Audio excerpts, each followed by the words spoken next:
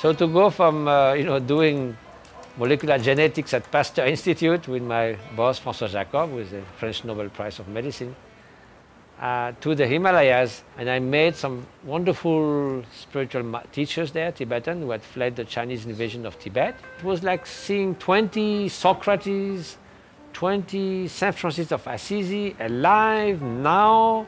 So I was very, very inspired. So I decided to go back every summer for my holidays. And slowly I realized that when I was at Pasteur Institute, my mind will fly to the Himalayas. And when I was for a month there, I would sort of forget about it. So why don't I do my postdoc in the Himalayas? Well, I don't like the notion of cold scientists. Scientists know what's going on. And many of them are full of compassion. I'm a scientist, and we knew, for instance, what scientists have told us precisely is that every 80 years there's a major earthquake in Nepal. So we were somehow prepared. So now, what is remarkable in Nepal, and I think is true of most natural catastrophe, initially, of course, people run for their lives. But right after, there's no such thing as panic, looting, a selfish behavior. Everybody, and that was true in Nepal, is calm, discipline, and solidarity. People helping each other, carrying their neighbors to hospital. So there's a strong resilience by the local people. Communities stand up to the tragedy and to the challenge. And I don't think anybody is thinking of this as God punishment. If you believe in God, why a loving God would want you to suffer like that? Doesn't make much sense to me.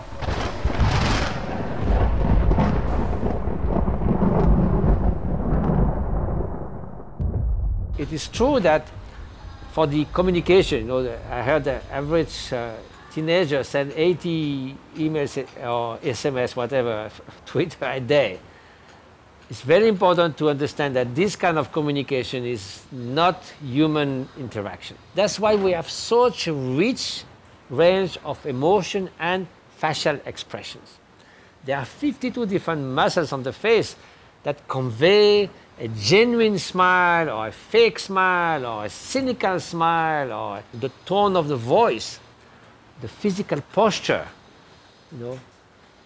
It's so difficult to guess people's real motivation, and then you can misconstrue that, and then there's an escalation of misunderstanding, violence, and if you start bullying, it's all worse. You don't see the people suffering in front of you, so you can go on, and then there's some teenagers commit suicide because of cyberbullying. They will never do that. Only psychopaths will do that. So that's a risk. I think we should rehumanize human relations. Evolution select the traits which are more favorable to survival and to thriving. So there might be a time in the past where competition was the most efficient way to succeed. Companies who encourage competition within the companies. Look at Enron.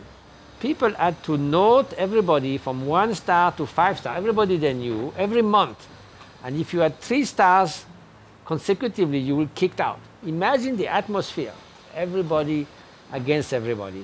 So now, of course, people who manufacture a car or something, it's good that there is competition so that they don't, agree on a very high price, and it's good for the citizen. But within a community of work, there should be this notion of cooperation, transparent exchange of information, easy access to the different degrees, less hierarchy, just everyone working together.